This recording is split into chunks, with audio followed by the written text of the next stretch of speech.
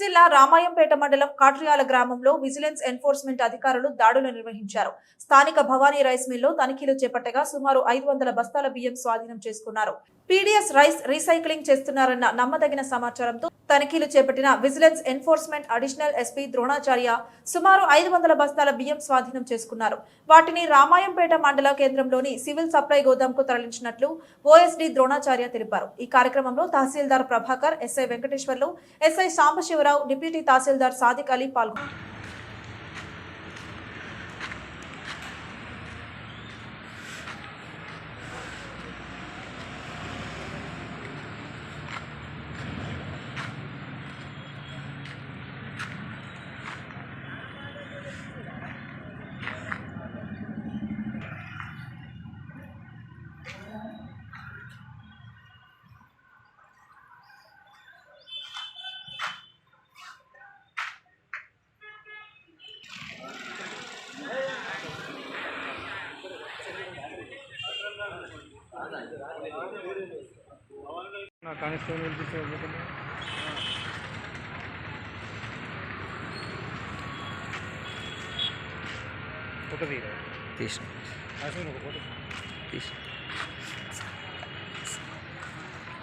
Okay sir.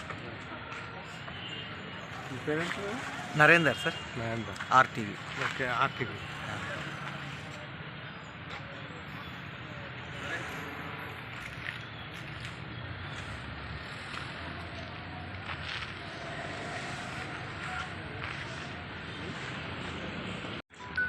జీపీరా తీసుకో. అది అమలలో ఉంటుంది కదా సార్.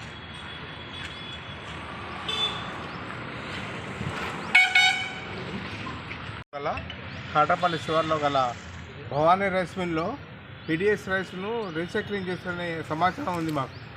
ఆ సమాచారం మేరకు వచ్చి ఇక్కడ చెక్ చేయగా రీసైక్లింగ్ చేస్తున్నారు అక్కడ. అదే విషయం వీళ్ళ డిఎం గారికి, డీసీఓ గారికి చెప్పి అక్కడిని తీసుకొని వచ్చి చేసాం.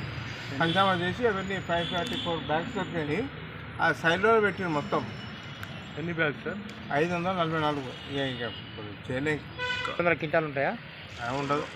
544 బ్యాగ్ ఉంటే 250, 520, 250 ఉండొచ్చు. 250 క్వింటాల వరకు ఉండొచ్చు. అంతే కాంటాక్ట్. ఇప్పుడు కేసు చేసారా సార్?